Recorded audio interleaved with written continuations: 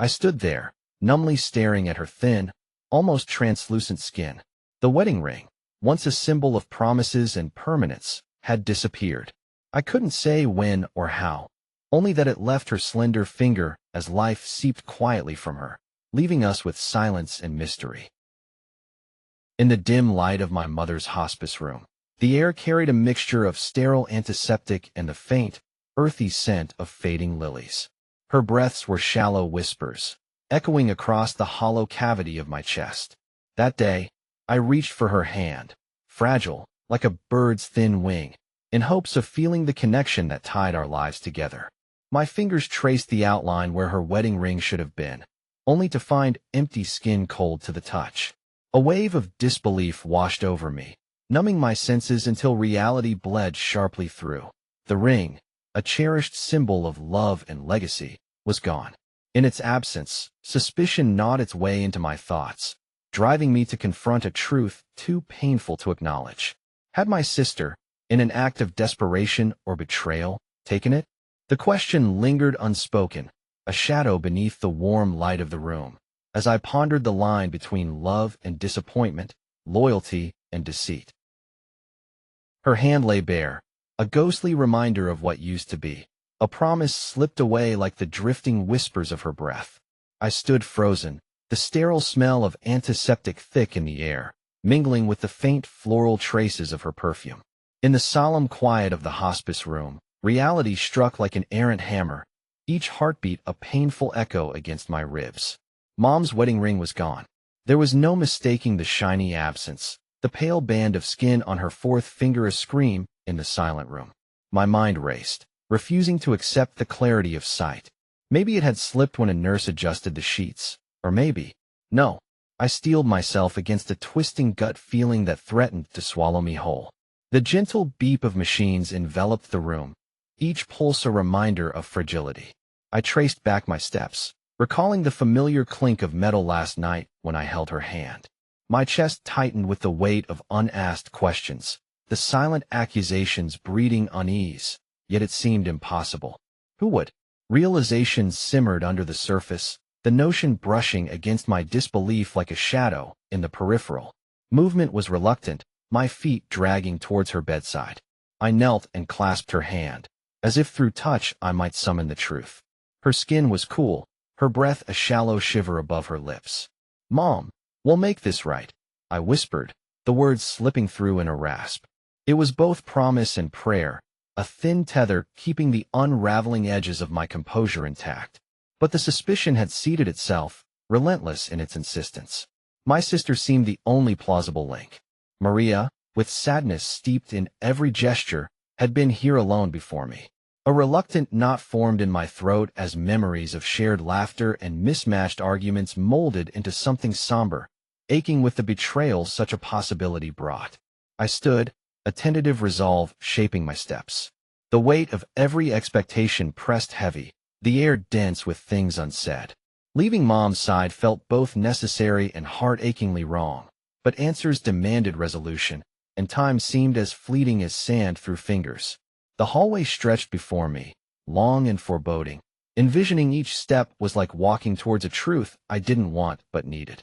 Maria's understanding expression floated in my mind. Had I imagined that out of desperation for solace? I drew in a sharp breath, exhaling slowly, the urgency turning into a steady, deliberate pace. Questions jostled for dominance, heartache tangled with simmering resentment. At the far end of the corridor, I glimpsed her standing by the window, light filtering soft shadows across drawn features. My heart fluttered at the push and pull of loyalty and suspicion. I approached, words forming on my lips, held in that tender precipice between what was and what might irreversibly be. I pushed open the flimsy door to the break room, the stale scent of microwave leftovers mingling with the faint sting of bleach hitting me. There she was, hunched over the scratched tabletop, her fingers picking at a styrofoam cup. Jenna. Her usual bravado seemed tethered to that table, and I felt my chest tighten. Just seeing her like this conjured a whirlwind of emotions I wasn't prepared to face. Jenna. I managed, my voice cutting through the silence, already fraying at the edges. She looked up, guilt flickering across her eyes, and I could barely hold back the bitterness twisting my words. "How long are you planning to keep this up?" I asked, arms folded defensively. She leaned back, one shoulder lifting in a half-hearted shrug that was both a shield and a confession. "I'm handling it, okay?" Her words sounded like they'd been rehearsed, heavy with a practice meant to convince. "Handling it," I echoed, disbelief lacing my voice. I stepped closer, my fists clenched at my sides, heat creeping up my neck. "This isn't like you, Jenna. Where's the plan?" "There's always a plan." Jenna's facade cracked, her eyes darting away, settling on the cracked linoleum. "It's not that simple," she mumbled, her hands dropping to her sides, fingers twitching like they were seeking purchase. For a moment, I was 9 years old again, watching Jenna navigate our chaotic family like a captain in a storm. She had always been the one steering us through. Now, seeing her unravel sent panic licking at my insides.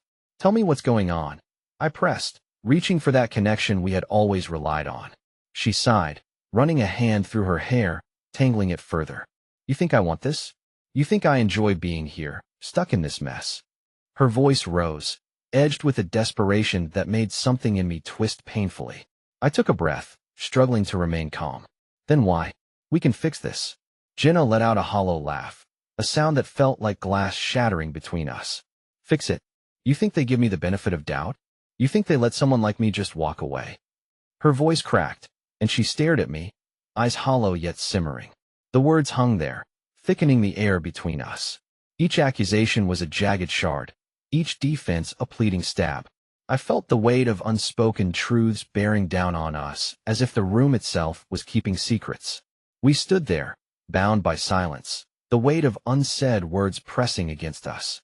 Jenna looked away, wiping at her eyes with the back of her hand. "Maybe I've messed up," she whispered, voice barely audible. In her expression, I caught a glimpse of a twisting path she never meant to wander, and the unsteady ground we both stood on shifted just a little more beneath our feet. Her voice wavered like a cracked melody, each confession a note of despair filling the air between us. I wanted to interrupt, to throw my rage at her like a spear, but something held me back, the haunted look in her eyes, the tremble in her hands. "I didn't mean for it to come to this," she said, the words tumbling out in a rush like they'd been bottled too long. "I never wanted to hurt you." We were standing in the kitchen, amidst the faint smell of burnt coffee and the morning sun slanting in, framing her as though she were caught in some divine spotlight. Her confession was punctuated by the distant sounds of traffic outside, life continuing, oblivious to our world cracking open. "I had no choice," she murmured, eyes darting to the floor as if the linoleum itself could offer her some escape. "The debts, they just kept stacking up." Every instinct screamed at me to shout, to demand why my ring, why something that meant everything. But her voice held me frozen in place. Her words were like a sorrowful song I couldn't help but listen to, each line tinging my anger with something sharp and painful. "I thought maybe I'd find another way to pay it back before you ever noticed," she explained, her voice trailing off, softness underscored by desperation. I got in over my head and, "God, I'm sorry." I washed her hands, pale and unsteady, twisting together like they could wring the guilt from her skin. My heart ached with a kind of raw empathy that battled fiercely with the betrayal still fresh and hot.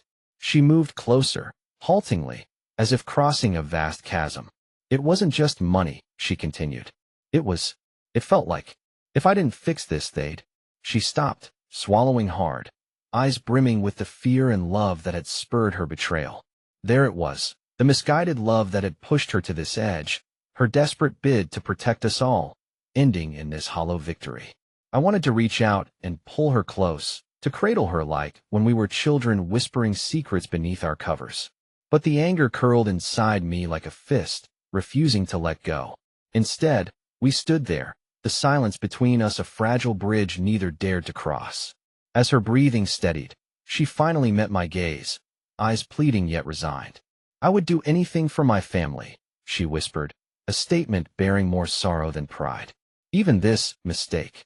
Her final confession hung in the air, settling heavily into the quiet. For a moment, all I could see was the girl I'd grown up with, driven by forces neither of us had yet dared to confront. The hospice room is colder than I remember, the walls thin as paper, barely holding the world outside at bay. Shadows crawl across the linoleum like forgotten memories.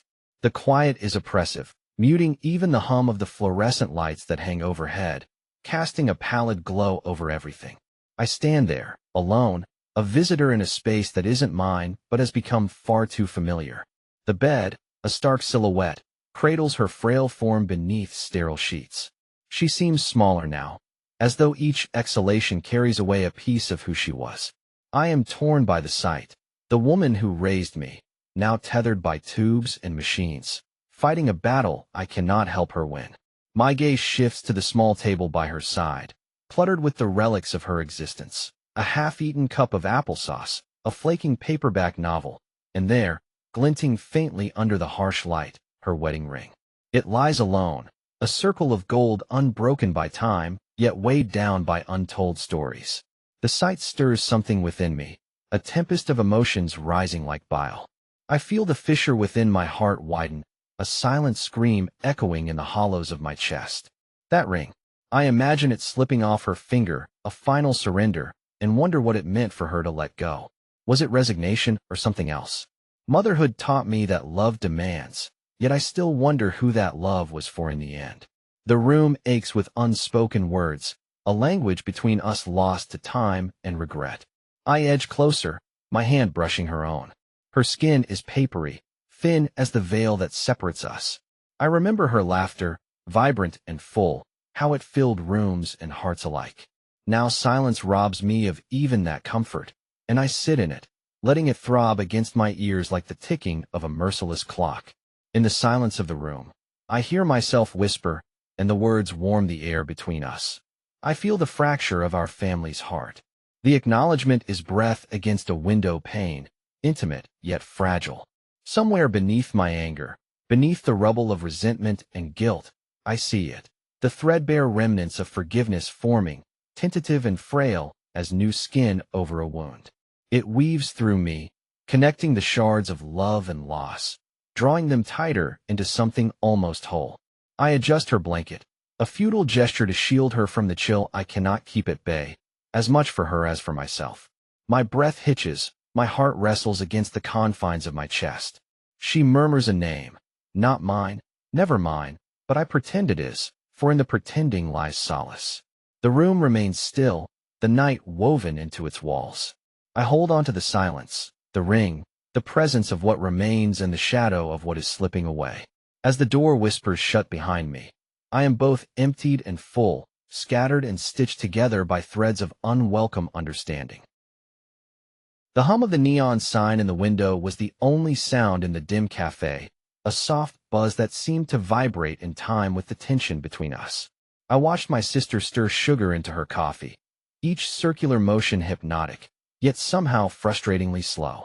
We had promised to meet somewhere neutral, somewhere that didn't smother us with memories of what once was. Why now? I finally asked, my voice breaking the fragile barrier of silence between us. It came out sharper than I intended, slicing through the air with the same unforgiving edge I'd felt cutting through my own thoughts. She looked up, and for the first time I caught the glisten in her eyes, unshed tears held in fragile retreat. A reflection of my own. Her lips parted, but only silence followed, as if she, too, was lost in the weight of the moment. I didn't know how to approach you, she whispered finally, her voice a thin thread tying us back to shared pain.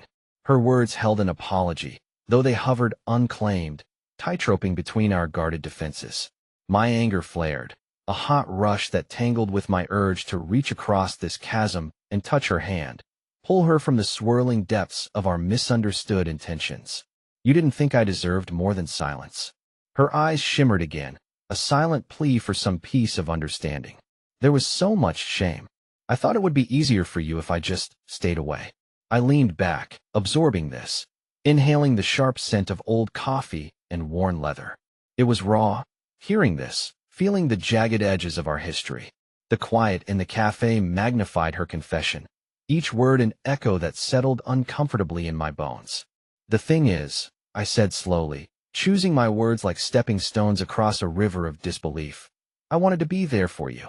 You pushed me away. Her fingers trembled lightly around the cup, pale and delicate against the chinaware. I thought I was protecting you.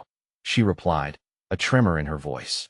The weight of her answer pulled between us, a pendulum swaying with its own heavy momentum, ticking away the time lost, the opportunities missed. I could see it now, in the hesitant curve of her smile, in the memory-glossed gaze she held. A love so fiercely enmeshed with our mistakes, yet resilient in its brokenness.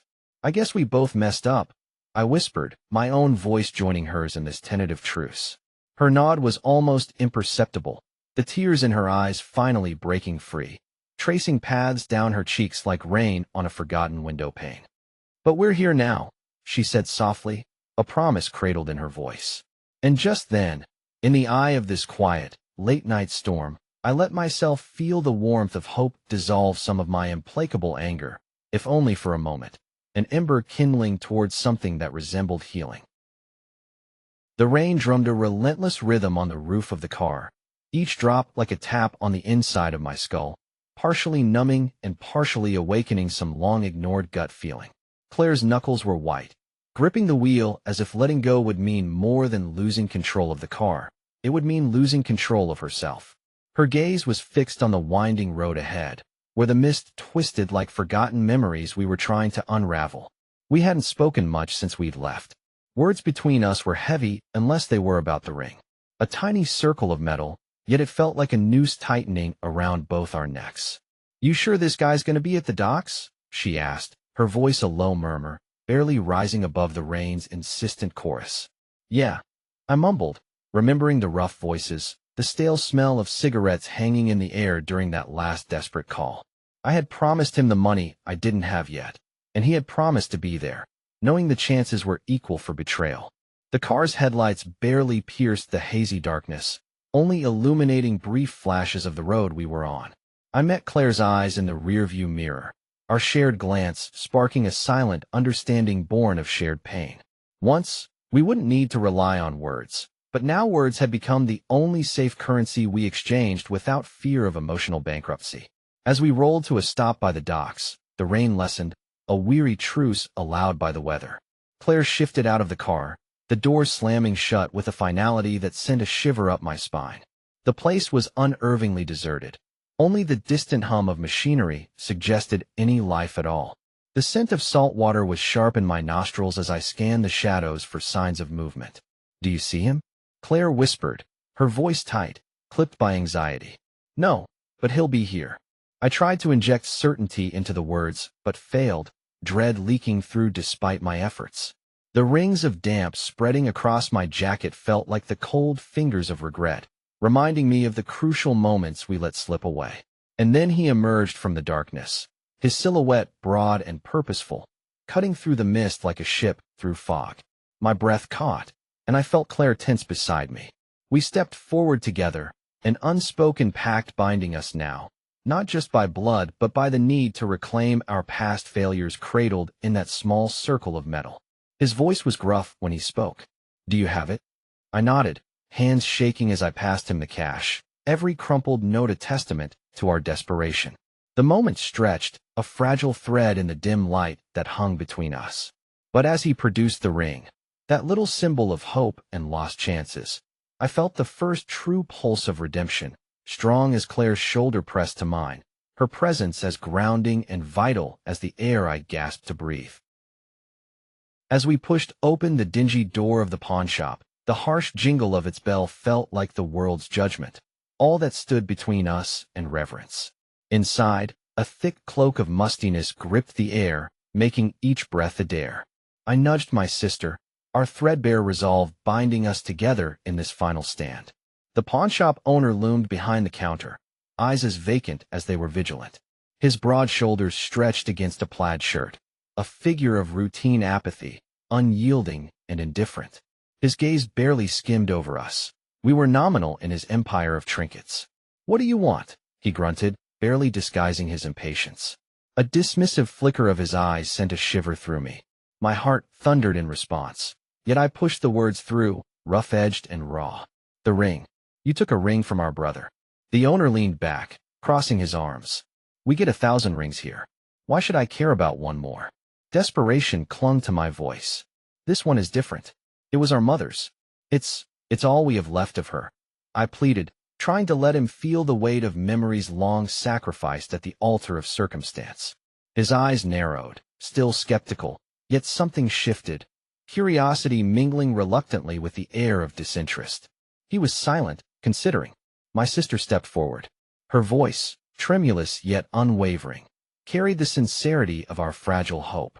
Please, we need it back. We'll pay whatever you want, she added, her voice etching promises from the stones of our souls. The seconds crawled by. Each tick of the clock hammered against my consciousness, a constant reminder of the perilous ground we stood upon. My breath snagged in my throat, a hesitant hitch of expectation and dread. Then, a flicker, barely perceptible, softened the hardness in his eyes. Let me see, he said quietly, more to himself than to us, his resolve flickering like a candle in the wind. He disappeared into the back, leaving silence in his wake. We stood there, wills tethered to hope and the echoing pulse of faith. Time morphed. Each moment ballooned, threatening to burst. When he returned, a small box was cradled in his hands, age and generations inscribed in its contours. I could hardly breathe as he opened it. There it was, the ring, our lifeline to which our memories clung fiercely. The ring, he finally said, his words trailing like an answer long rehearsed. It hasn't sold. Yet. The air around me trembled, electric with disbelief and an unfurling sense of peace. Relief surged like an advancing tide, sweeping away the dread and doubt that had held our dreams captive. I released a long-held breath, letting the weight of the world finally slip from my shoulders. Thank you, whispered my sister, her voice a benediction. For a moment, amidst the dusty relics, hope felt tangible. Our ends had justified our means, and the ring, a token of unbroken bonds, was finally home. The air was heavy with the weight of unsaid things, the silence stretching between us as we stood outside the hospice door. The ring felt cold and heavy in my pocket, absurdly small for the enormity it carried. It had taken too long to retrieve it, too many years lost to stubborn pride and old grievances. Beside me, my sister's eyes were shadowed and weary, like she'd already lived a lifetime in a single night. I could feel the tremor in her hand as she reached for mine, pulling it gently from its hiding place. The gold glinted softly in the pale fingers of dawn stretching through the window. My heart was thrumming against my ribs, a relentless echo of all we'd shared and lost. I swallowed against the tightness in my throat. She used to say it caught the sun. I whispered, the words scratching out of me, still surprised they'd found their way free. Her smile was slow, a fragile thing that barely lifted the grief from her face. There's still some light left, she murmured, her voice a balm against the thrumming tension within us. Together, we pushed open the door, the hinges creaking like they too were straining beneath the weight of the morning. The first light spilled across the room, a soft, golden touch that made everything seem ethereal, as if we'd stepped into a different world for a time. Mom lay there, her features softened in repose, breaths light and gentle. Her hands lay serenity over her chest, palms up, open to the world she was about to leave behind. We approached quietly, drawn to her like moths to a final flame. I drew a breath deep into my lungs, tasting the mingled scents of antiseptic and roses, remnants of the flowers we'd brought earlier, and pulled the ring from my pocket. Even now, it seemed to carry a heartbeat of its own, a testament to a lifetime of love, arguments, and eventual understanding. My sister and I kneeled beside her, our movements synchronized in an unspoken ritual, as if we'd rehearsed this moment all our lives. Together, we slipped the band back where it belonged, across her gentle, aged finger, feeling the cool metal slowly warm to the touch of our intertwined hands. In the quiet hush of morning light, we placed her wedding ring back home, across her hand, as if closing a loop we never truly wished to end. She said softly, and for a moment, it felt as if our words hung in the air like a benediction. The peace that settled over the room was sudden and absolute, washing over us with a strange sense of relief. Our fingers lingered against hers, reluctant to let go of the tangible trace of her love that remained, even as she drifted further from us. And in that golden morning light, with nothing but each other and the memories that clung so resolutely, we felt the knot of our own tangled pasts loosen ever so slightly.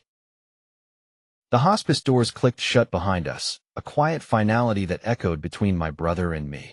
We stood there for a moment in shared silence, the morning chill seeping through the thin fabric of our clothes. The night had been long, longer than any night had a right to be. The heaviness of it lingered, settling in the spaces around us like an old, uninvited friend.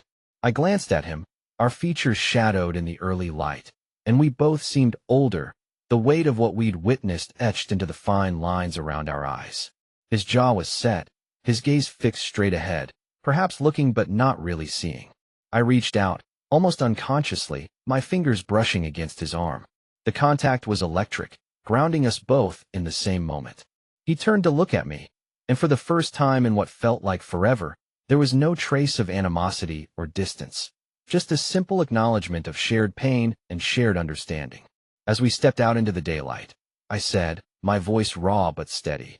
I felt the warmth of a new dawn on my skin and knew that some bonds, though tested, could never truly break. The words hung between us, a whispered promise. He nodded, and a small, almost imperceptible smile flickered at the corner of his mouth. We started walking, each step a little easier than the last, the crunch of gravel beneath our feet the only sound in the quiet morning. It felt like the whole world was watching us take these tentative steps away from the past, away from the room where we had said our final goodbyes. The sun was climbing higher now, its rays cutting through the chill and bathing us in warmth. I breathed in deeply, the sharp morning air filling my lungs, refreshing and a little stinging. There was something cleansing about it, like washing away layers of grief and guilt. Our mother's absence sat heavy in my chest, an emptiness that would never quite be filled, but somehow, in this shared journey, the burden felt a little bit lighter. We paused near the edge of the parking lot, neither of us ready to make the first move towards the cars. It was my brother who broke the silence, his voice barely more than a whisper. "We'll be okay, won't we?" he asked, his eyes meeting mine, searching for reassurance. "Yeah," I replied, surprising myself with the certainty in my voice. "We will be." The sun was full in our faces now, and as we turned to continue walking, I felt a sense of release. It wasn't about forgetting or moving on without the weight of our history. It was about carrying it with us, learning to walk a little straighter under its load.